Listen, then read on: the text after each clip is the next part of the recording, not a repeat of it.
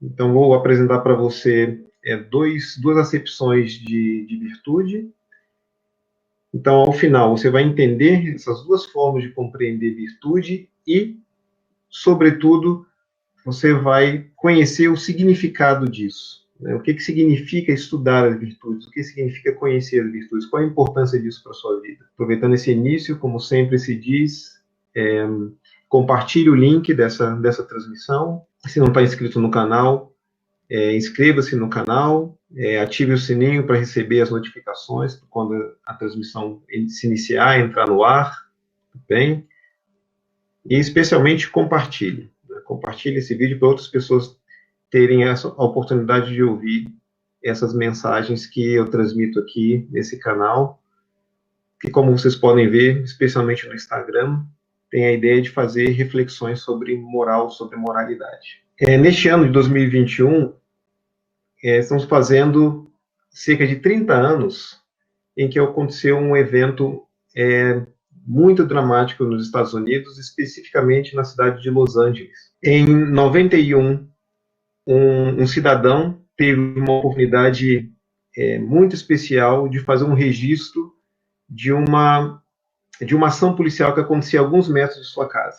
Então ele ouviu sons e logo percebeu que tinha uma confusão acontecendo do lado de fora. Ele pegou sua câmera e começou a registrar aquele evento. E o que acontecia a alguns metros de sua lente? 4 policiais espancavam um jovem de 25 anos, um jovem negro, na rua, que eles então estavam perseguindo, fizeram com que a viatura parasse, dirigida então por esse jovem, e ele foi tirado do carro e começou a ser espancado. Isso tudo foi registrado, então cacetetes, né, sendo usados contra ele, e isso era feito por policiais brancos. Era um grupo de 3 policiais brancos e um policial hispânico. E essa filmagem chegou ao conhecimento público.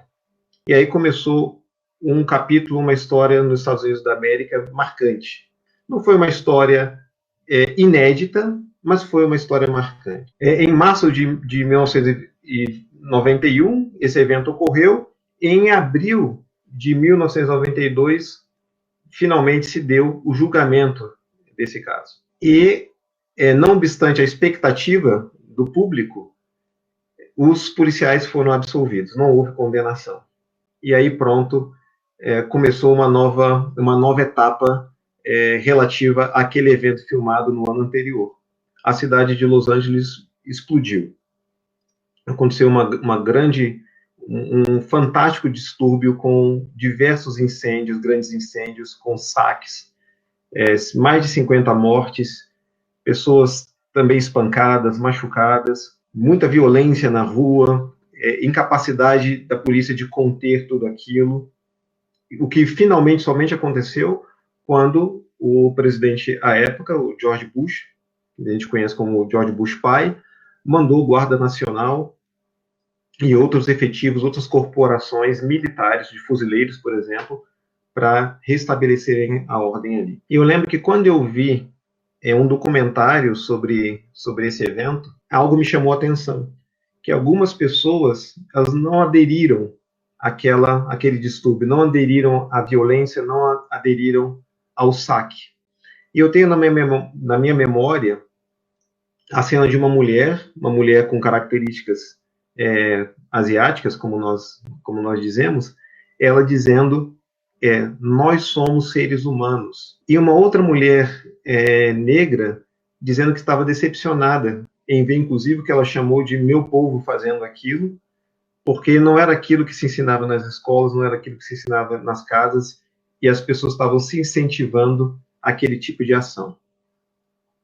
Mas um detalhe é também muito forte dentre as informações, dentre os dados que foram registrados relativos àquele evento. Não só a própria filmagem, mas também se obteve, justamente para fins do julgamento, a transcrição da comunicação entre os policiais naquela noite do espancamento, naquela noite de violência contra o cidadão. Um dos policiais disse que ele se sentia, ou que era como a montanha dos gorilas. Ele fazia referência então, uma situação de violência em relação aos gorilas. E isso evidenciava o quanto que ali faltava uma empatia no sentido de uma identificação. Não havia ali uma visão de uma relação com o semelhante.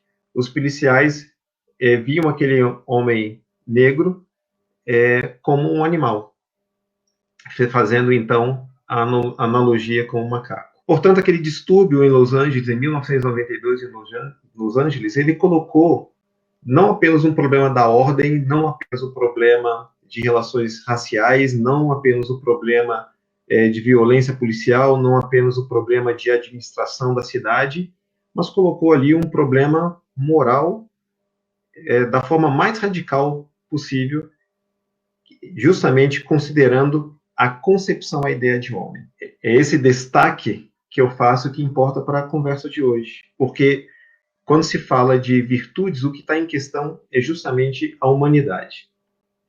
Mas antes de fazer essa relação direta, mostrar como que essa discussão de humanidade afeta a discussão sobre virtudes, eu quero justamente, primeiramente, falar sobre a palavra virtude. Não sei se você conhece, se você já lidou com o significado dessa palavra. Ela é uma palavra que vem do grego, soa areté no grego, e no latim soa virtus. E essa palavra, ela significava então para esses antigos, excelência e poder. E a excelência e poder que as coisas têm. Então tudo tem uma excelência e poder. Tudo tem uma capacidade, tem uma virtude própria ou tem uma característica própria. Esse é o sentido geral da palavra virtude. Ou seja, a virtude das coisas, o poder das coisas, ou, como diriam os gregos, a excelência das coisas. Como é que é isso? Né? Então, por exemplo, a gente está aqui usando internet para essa transmissão.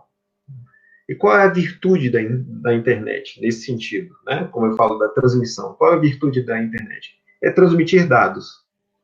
Então, a excelência da internet é a transmissão de informação no tempo.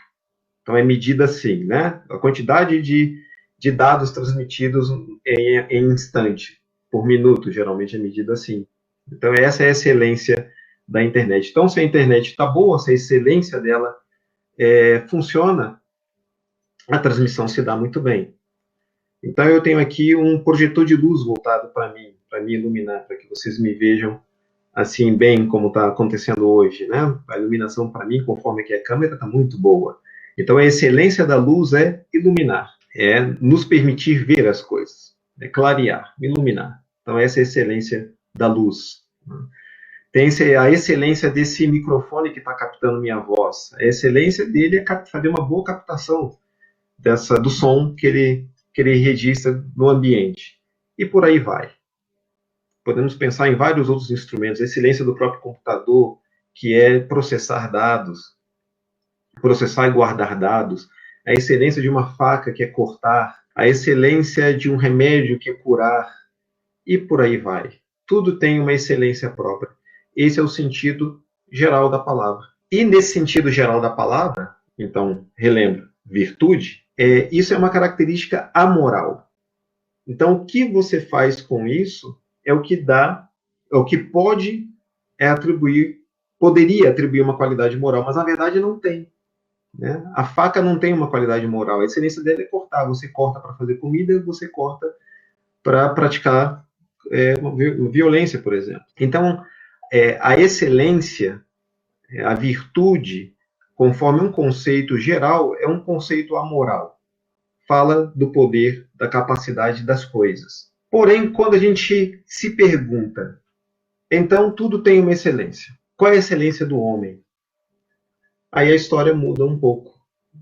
Não é possível, é muito difícil falar do ser humano, eu disse homem, quero dizer de ser humano, numa perspectiva amoral. Especialmente, e aí não há dúvida, que a ideia de moralidade ou de moral entra quando nós estamos falando de virtude e excelência relativa ao homem. Se falamos de virtude e excelência relativa às coisas, ok, a moral fica de fora. né? Mas se falamos de virtude e excelência no tocante ao homem, ao ser humano, isso, isso muda. Isso muda porque existe uma distinção que precisa ser considerada, né, que são dois processos distintos relativos a esse mesmo ser que a gente chama de ser humano, relativos a nós. Um é o processo de hominização, quando esse ser se torna isso que nós designamos como ser humano. Então, é um processo, né, que começou há alguns milhões de anos, cerca de 2 milhões de anos, essa lenta transição, né, de um tipo de primata que nós identificamos como sendo as espécies de macacos, que vai se transformando, se modificando, até que por cerca de 200 mil anos, no intervalo de 200, 100 mil anos, surge essa coisa que a gente conhece como sendo nós, né, o Homo sapiens. Né? Ele vai se desenvolvendo aí nessa faixa de 200, 100 mil anos. Então, isso é a hominização. É um processo biológico, é um processo de constituição de uma espécie, de uma nova espécie que surge, então, na face terrestre. Então, a hominização, o surgimento do homem. Isso é uma coisa. Mas existe um outro processo relativo a essa mesma espécie, ao ser humano, que é a humanização. Então, a gente pode imaginar que, num determinado momento, algumas mentes mais esclarecidas, e houve esse momento mesmo, em que algumas mentes mais esclarecidas, mais sensíveis, isso se deu há cerca de 2 mil anos, né? Na verdade, 2 mil anos a partir de agora, um pouco mais para trás, o primeiro milênio antes de Cristo, vamos colocar assim, eu prefiro chamar de primeiro milênio antes de Cristo, houve um momento que depois se chamou, né, de uma era axial, né, que foi um momento marcante na história, justamente porque ali foi elaborada uma ideia de homem.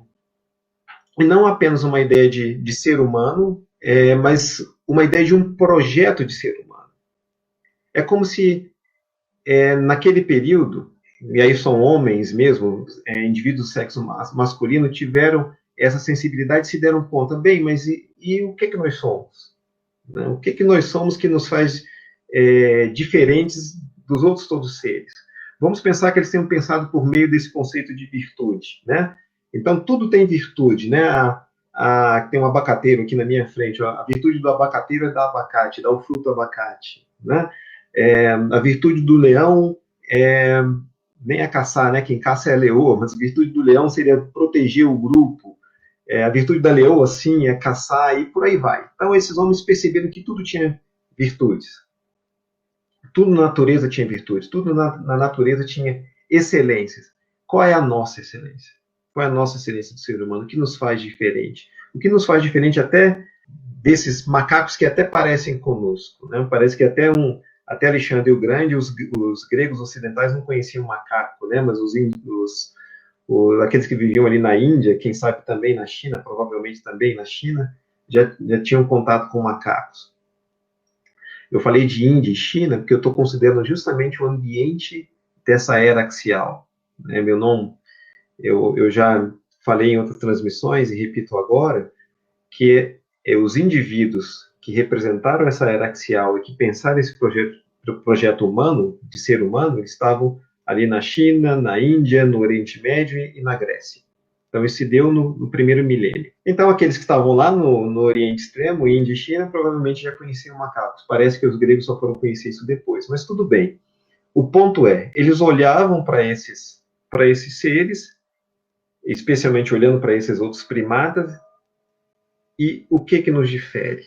Surgiram algumas ideias sobre isso, né? Então, por exemplo, Aristóteles vai pensar no animal racional. E isso foi uma tese, né? Uma ideia que ele fez para distinguir o homem dos outros animais. Mais à frente, já no século XX, um filósofo alemão, Ernst Cassirer, até vai dizer, não se trata de um animal racional. Hannah Arendt também vai colocar isso em questão. O Ernst Cassirer vai dizer, não, é um animal simbólico. Então, concepções foram surgindo, tanto lá na antiguidade, mas também na modernidade, para delinear a identidade desse ser humano no que diz respeito à excelência do ser humano, à virtude do ser humano. Mas, na época axial, essa definição foi justamente uma definição moral. Qual é a virtude do ser humano? A virtude do ser humano é se tornar humano. E como o ser humano se torna humano? Ele se torna humano fazendo o bem. Essa foi a definição de virtude e de excelência que surgiu na era axial. E aí surge uma concepção específica de virtude. Virtude não é mais ou apenas uma excelência, um poder inerente à coisa, mas a virtude agora ganha um sentido específico, não mais geral, e amoral, ganha agora um sentido específico e moral. A virtude do ser humano é se tornar humano, e se torna humano fazendo bem. Esse é o conceito específico de virtude. E esse é o conceito de virtude que se estabeleceu na cultura e que ficou para nós. De modo que virtude é um esforço para fazer o bem. E, dito de outra forma, a virtude é uma disposição adquirida para fazer o bem. E aí tem um ponto importante nessa expressão que eu uso, virtude adquirida. Quando se diz adquirida, quer dizer que não é uma disposição inerente, ela não é natural. O sentido geral de virtude, significando excelência, diz que há uma excelência inerente às coisas. No caso do sentido específico de virtude, o sentido específico de excelência, que diz respeito ao ser humano, ocorre de outra forma. Isso não é inerente ao ser humano. O ser humano adquire essa disposição. E adquire pelo aprendizado. Ele conhece essa coisa chamada virtude. Às vezes conhece sem o termo virtude.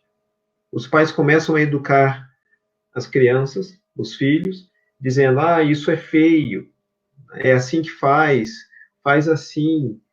Repreende as crianças porque fazem de outro modo, repreende para que façam de determinado modo, passando a ideia de que se esse modo não for seguido, ela é inclusive punida por isso. Então esse certo chega já com uma espécie de uma repressão ou de uma sanção, chega com uma imposição. E dessa forma essa disposição para agir daquela maneira, para não bater no amiguinho, por exemplo, né? Porque é feio bater no amiguinho, porque não pode bater no amiguinho, essa disposição para não bater no amiguinho, para fazer carinho no amiguinho, às vezes falo isso para o meu filho, né? Faz carinho na sua irmã, ele vai lá e faz um carinho na irmã, ao contrário de fazer uma coisa mais agressiva com a irmã. Então essa disposição ela vai sendo adquirida, porque ela vai uma disposição contrária, ela é reprimida, e uma disposição, né, que a gente toma como adequada, como positiva, ela vai sendo encorajada, então ela vai sendo introjetada. Então esse é o primeiro ponto. Por que é adquirida? Por que a virtude é uma disposição adquirida? Porque é isso mesmo, ela não nasce necessariamente, ela não nasce necessariamente com o indivíduo. Ela é, então, internalizada. E o outro aspecto importante é de que, portanto, a virtude é um dado da cultura. Então, essa concepção moral de virtude e essa concepção moral de ser humano, ela é uma concepção cultural. E por isso, como foi dito, é possível identificar em que momento do tempo ela surge. Eu disse, tem uma tal de era axial, primeiro milênio antes de Cristo. Em alguns ambientes, o Oriente Extremo, como eu falei, o Oriente Médio, os Balcãs, logo, isso é cultural. Isso é um projeto cultural. Um projeto cultural que vige ainda, que deu certo, que colou, que foi absorvido pelo direito. E a virtude é o aspecto da moral que é aplicado. Não é a moral que está lá nos valores, que está lá, às vezes, num texto, ou que está na mente das pessoas. A virtude é a moral em ação. É a moral prática. A virtude é a aplicação da moral. Então, quando eu ajo de maneira virtuosa, eu estou agindo de modo moral, estou agindo moralmente, e isso é uma ação. E é um conjunto de virtudes. A tradição foi estabelecendo um conjunto de virtudes, definindo um conjunto de virtudes que eu separo entre virtudes individuais e virtudes sociais. Ou seja, há virtudes que eu adquiro, que eu escolho adquirir. Então, primeiro, né, a virtude é uma coisa da cultura, depois ela é adquirida. A criança ela é obrigada a respeitar alguma dessas virtudes. O indivíduo adulto ele passa a já ter a capacidade de escolher essas virtudes. Ele não somente pode adquirir, como ele pode rejeitar também essas virtudes. Então, as virtudes individuais são aquelas virtudes que eu escolho para a minha vida, que eu escolho praticar, mas que a prática delas ela tem, antes de tudo, um efeito em mim mesmo. Então, vamos pensar, até como exemplo, a temperança, a mansidão, a pureza, a simplicidade, a humildade. Então, são virtudes que agem sobre mim mesmo. É claro, elas podem ter um efeito fora, mas elas agem sobre mim mesmo. Eu não preciso de ninguém para assumir uma postura humilde. Eu preciso de alguém para ser reconhecido como humilde. E, inclusive, a virtude da humildade me impede de eu, honestamente assumida, impede de eu mesmo atribuí-la a mim. Mas eu posso assumir o esforço da humildade, assumir o esforço da pureza, da simplicidade, coragem. Mas, como eu disse, é muito comum essas virtudes individuais transbordarem também para os outros. Mas elas começam como uma ação que eu direciono para mim mesmo, no sentido de, para dizer numa palavra, no sentido de renunciar, né, de exercer a renúncia, de abdicar de certos desejos, porque o meu desejo é o desejo virtuoso, abdicar de certas ações que não correspondem a essas virtudes, porque o meu desejo é agir de maneira correspondente a essa virtude. E há o outro grupo de virtudes sociais: compaixão, misericórdia, tolerância. A justiça, como eu falei, ela transita bem entre esses dois grupos, entre virtudes individuais e virtudes sociais. Gratidão, que é uma outra virtude social. Então, aí tem um grupo de virtudes sociais muito relacionadas, né? Hoje, a gente pode colocar até mesmo a prática consciente, né, a atitude consciente da empatia como sendo uma virtude também. Né? A gente pode falar de solidariedade como uma virtude social também. Então, há esses dois grupos de virtude, conforme a minha classificação, a minha separação, mas todo esse conteúdo de virtudes, essa lista de virtudes, é uma lista que foi estabelecendo no tempo conforme a tradição. E bem, qual é o significado, né, de se ocupar com as virtudes? Tem um autor, um filósofo francês, que ele escreve, ele formula uma pergunta que é uma pergunta muito interessante. Ele diz: o que é mais urgente para nós do que o estudo da moral? Eu adorei quando eu li essa pergunta, né, de ver alguém, né, no caso, um pensador com toda a prerrogativa de um pensador, a ampla visão de um pensador e a ampla pesquisa de um pensador, dizendo isso: o que é a mais urgente do que o estudo da moral? É curioso, né, que talvez essa pergunta não seja uma pergunta comovente para muitas pessoas, né, pensar que isso é algo urgente. Primeiro, que nós lidamos com a moral a todo momento em nossas vidas. Primeiro, que há necessidade de fazer escolhas que são escolhas morais. Eu devo fazer isso? Vamos pensar até do ponto de vista político. Uma escolha política, ela é, talvez quase sempre, em grande parte dos casos, podemos dizer, pelo menos a chance, vamos dizer assim, a chance de uma escolha política ser uma escolha moral é uma chance altíssima, né? É uma escolha, isso envolve valores, isso envolve uma visão do que é bom, do que não é bom, do que é certo, do que é errado. Sempre quando isso estiver em jogo na sua vida, no instante da sua vida, no dia, você está lidando com uma escolha moral. Isso já seria um motivo para a gente pensar a urgência de um estudo sobre moral. Mas a nossa vida coletiva, também faz da moral uma matéria urgente. Porque a gente lida com as pessoas, a gente lida com diferenças. Então, por exemplo, eu citei como virtude social a tolerância. A tolerância é fundamental para a gente lidar com a diferença que há entre nós. Já no espaço privado, dentro de casa, é preciso de tolerância. Para um pai lidar com o filho, eu tenho filhos pequenos, e a gente chama essa tolerância de uma maneira simples de paciência, né? Como a gente precisa de tolerância, de paciência para lidar com essa diferença, com a diferença entre esses dois tipos de seres, um ser adulto e um ser infantil. Mas a diferença entre adultos mesmo dentro de casa, devido à individualidade, e depois a necessidade da tolerância no espaço público. Isso, inclusive, relacionado à política que eu acabei de mencionar. E isso tudo é moral, isso tudo envolve a nossa moralidade, a nossa capacidade de escolher uma qualidade de ação que vai nos aproximar ou nos afastar desse projeto humano. Isso é moral. Naquela situação dos distúrbios de Los Angeles, em 1992, desencadeados pela absolvição de policiais agressores, naquela explosão de desordem, estava em questão a moral, estava em questão justamente o conservar-se ou não na posição, na postura de um ser humano. Então, alguns estranharam o fato de que aqueles que não respeitavam a propriedade privada do outro, que estavam ali roubando, saqueando, estranharam que aqueles que estavam dando tiros para proteger sua propriedade, para se proteger naquela confusão, trocando tiros, e em certo momento deixa de ser proteção, vira agressão mesmo, aqueles que estavam violentando.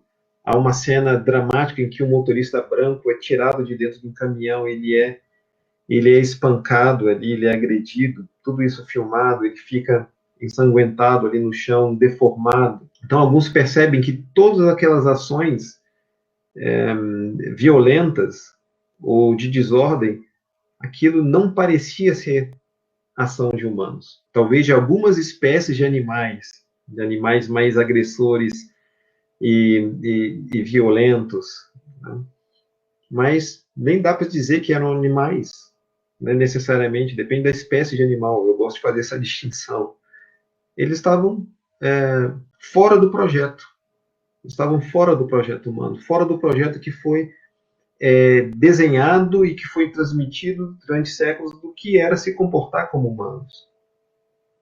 Se você não conhece a situação desse distúrbio de Los Angeles em 1992, há mais de um documentário aberto na internet. É algo, não é agradável de ver, mas é instrutivo ver, né? Como que se dá uma situação em que as pessoas se afastam do projeto humano, que é um projeto realizado por meio da moral prática, especificamente da ação virtuosa, da prática de virtudes. Então, como dizia o filósofo Comte Sponville, francês, né, o que é mais urgente do que o estudo da moral?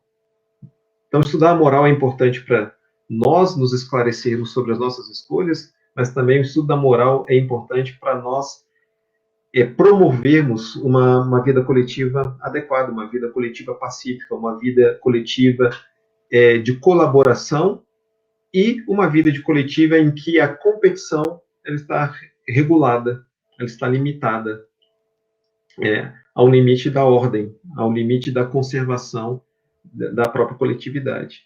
Então, essa é a importância. Essa é a primeira importância que essa pergunta de Comte Sponville coloca, né? O que é mais urgente do que o estudo da moral?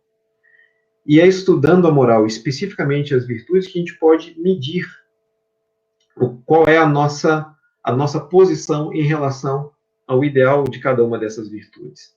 É estudando essas virtudes que eu posso ver o quanto que eu preciso ainda me esmerar para atingir a minha excelência de ser humano e me aproximar dessa virtude, da realização dessa virtude.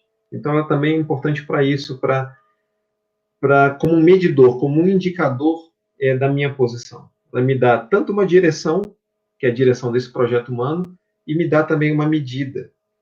Eu vejo quão presunçoso eu estou, compreendendo o que é a humildade. Eu vejo quão impaciente, irritadiço e agressivo eu estou, compreendendo o que é a tolerância, o que é a mansidão e assim por diante. Então, esse é o significado do estudo da moral, especificamente da moral prática, que se dá observando as virtudes. E, finalmente, esse projeto de moral, especificamente esse projeto de moral prática, ele demanda, portanto, o desejo de humanidade, o desejo de se tornar cada vez mais humano. E é isso que eu estou procurando transmitir nesse canal, nessas plataformas, por meio dessas lives, também no meu Instagram, contribuir para a ampliação da nossa visão do que é a nossa moralidade, do que é a moral, para que o nosso desejo, para quem já está consciente dele, para quem não está, poder se tornar consciente do desejo de ser humano, para que esse desejo possa ser então realizado. Para que o desejo de humano seja realizado, eu preciso compreender o que é esse humano. E ser humano é uma identidade, é um projeto moral. É um projeto que a tradição humana delineou, assumiu, entrou no direito. Então, quando nós vemos no direito a ideia da dignidade da pessoa, quando nós ouvimos falar dos direitos humanos, e eu quero tratar disso numa outra oportunidade, nós estamos lidando com essa escolha moral, desse projeto moral, de se tornar humano, de se tornar mais humano. Então, se você tem um desejo de humanidade, se você tem um desejo de se tornar mais humano, a minha pretensão é colaborar para isso, oferecendo essa oportunidade de nós falarmos sobre moral, falarmos sobre moralidade, falarmos sobre virtude. É isso que se pretende aqui, atender a esse desejo de humanidade. Ele vai repercutir na sua vida e vai repercutir na vida de todos nós. Ok, eu chego ao fim, então, dessa exposição, agora na expectativa de ouvir algum comentário. A Roselma já deixou aqui algo registrado. Uma vida virtuosa exige prática. Vida virtuosa é prática. A virtude é a moral prática. A virtude é a aplicação da moral. É o momento em que a moral, o valor moral, ele vira carne, né? O verbo se fez carne. Então, o verbo é a moral. O se fez carne, quando o verbo se faz carne, isso é virtude. Então, é isso mesmo, Roselma. Vida virtuosa exige prática. Não tem como você realizar o seu desejo de excelência humana, o seu desejo de corresponder a uma excelência humana, se você não fizer disso uma ação. Os policiais em Los Angeles, naquela noite de março de 1991, quando espancavam o jovem negro, eles então estavam praticando uma ação que não era uma ação virtuosa, era uma ação violenta. Não tinha ali nenhuma possibilidade de virtude ali. Eles escolheram, numa espécie de um frenesi, agredir sem reconhecer o outro como um semelhante. Então, sem nenhuma condição de empatia.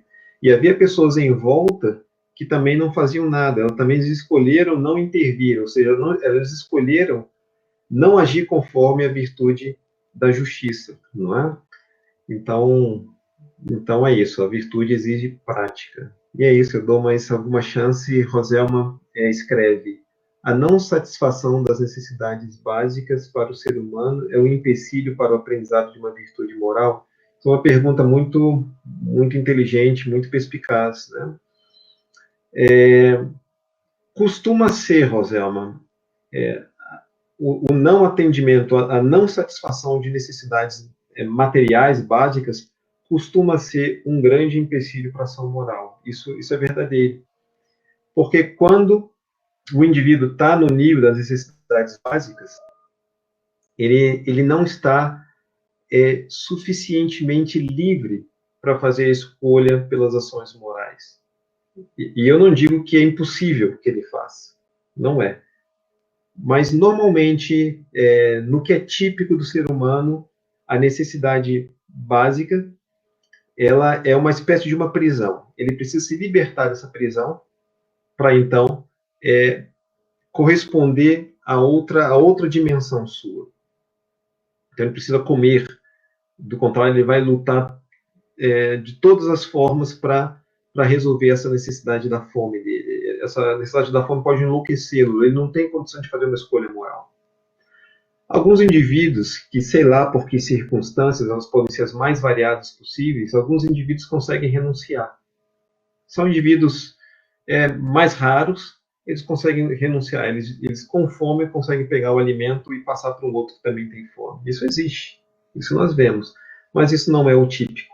Isso não é o típico. Por isso que a discussão de justiça social, de igualdade social, de distribuição, não é uma discussão econômica só.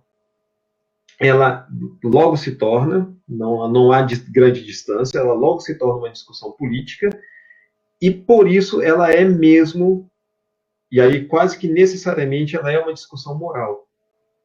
Mas ela é moral, inclusive para as consequências. Né? Eu preciso distribuir, eu preciso de dar oportunidades, eu preciso de libertar as pessoas da necessidade material, eu preciso de dar condições para que elas se libertem da necessidade material, para que elas possam aderir a um projeto moral. Do ponto de vista sociológico, sem dúvida precisa ser assim. Alguns indivíduos não vão demandar essa libertação material pelo suprimento do que a matéria exige, e vão conseguir fazer escolhas morais, mas são raros, mas do ponto de vista sociológico, do ponto de vista da população, isso é muito necessário, né, para que a virtude moral, para que a virtude moral pessoas possam aderir. A Roselma ainda escreve: penso isso porque isso é muito falado para realidades subdesenvolvidas. Sim. Eu lembro que eu estive no Timor-Leste, eu estive lá por alguns meses, fiz um trabalho no Timor-Leste, e era interessante observar isso, que apesar da pobreza, apesar da restrição material que existia ali, não havia ações de violência, vamos dizer assim, no cotidiano. Então, por exemplo, para dizer uma coisa bem simples e clara, não havia um problema de criminalidade. Então, você andava na rua, você não tinha a insegurança de ser roubado, porque aquelas pessoas são pobres. Não é isso que acontecia, eles pediam. Eles pedem, né? Não tem inibição em pedir. Às vezes dão uma indireta, às vezes são muito diretos, pedem alguma coisa sua. Mas eles não vão pegar seu dinheiro, por exemplo. Você não tem risco de ser exatamente roubado. Não é essa tática que eles usam. Né? Há momentos ali em que violência aparece. São momentos que são, inclusive, identificáveis nesses momentos. Há um momento de risco, há circunstância de risco. Por exemplo, um malaio, um estrangeiro circular à noite, não é uma coisa muito legal. Não é uma coisa muito boa, né? Muito recomendável isso. Mas você tem, no dia a dia, ali da cidade, de Dili, a capital do Timor-Leste, você não tem uma sensação de insegurança. Então, há um dado cultural ali que matiza isso. Mas, no geral, as situações subdesenvolvidas, elas trazem também a situação de insegurança, de relativa desordem ou de clara desordem. Então, essa é uma discussão, sim, que se dá. Você tem razão, Rosel, por isso que é uma questão muito própria sua. Então, não dá para se pretender um projeto moral prescindindo de um projeto também material. Quando os sábios axiais pensaram esse projeto humano, muitos, em diferentes situações, eles se preocuparam justamente com o aglomerado humano. Então, a situação social, em termos de grupamento, começava já a crescer, havia também uma produção de riqueza, e isso trouxe junto violência. Isso também motivou o pensamento desses sábios axiais para que se pensassem uma motivação para a ordem. Então, eles pensaram isso. Eu não estou dizendo que eles tinham um projeto político, o projeto deles era moral, a preocupação era moral. Então, eles pensaram isso por meio de uma ideia que desse uma direção para a vida individual, primeiramente no sentido de fazer renúncia e deixar o egoísmo, e respeitar o outro como um semelhante. Essas eram as bases desse projeto humano, conforme pensaram os sábios axiais. Né? Mas, se não fosse assim, eles pensariam também num projeto material. Né? Mas não foi a direção da mentalidade axial, que naquela época era uma predominantemente, não apenas, era uma mentalidade também religiosa, no sentido de espiritual. Então, eles tiveram uma outra relação com o econômico, com o material, às vezes justamente desprezando o material, né, levando a um alto nível a simplicidade, que era uma forma também de expressar a renúncia. É como se fosse uma forma de estimular os outros a também desprezarem o material, de modo a tornar essa necessidade material ela menos impositiva. Era uma forma de se libertar dela. Eu acho que nós podemos ficar por aqui. Como eu sempre termino, eu termino com a expectativa de ter havido clareza e de ter havido sensação de utilidade para você que acompanhou esse conteúdo. E agora você pode pensar, né, que virtudes você vai escolher. Você pode pensar em como dirigir o seu desejo de humanidade. Né? Você pode pensar em como buscar e realizar a sua excelência como ser humano, porque agora você pelo menos conhece um pouco mais sobre isso, e conhecendo um pouco mais sobre isso pode buscar mais informação. Né? Como ocorre em algumas tradições religiosas, o conhecimento é muito importante para a própria realização espiritual e para a própria realização moral. Então, é isso que está ocorrendo aqui. Tá bem? Obrigado. Mais uma vez, darei notícia, né, da próxima live e eu espero encontrar você de novo aqui. Também um bom domingo, se cuide, tenha uma boa semana e até a próxima, então. Tchau.